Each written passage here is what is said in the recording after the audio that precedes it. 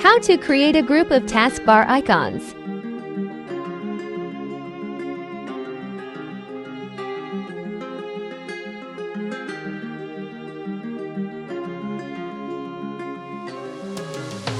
Go to this link. Link is available in the description.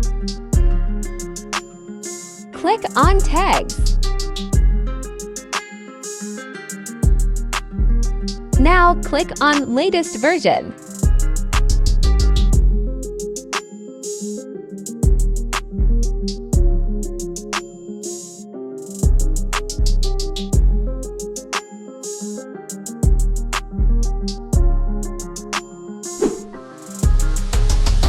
Extract the downloaded file and open the X file.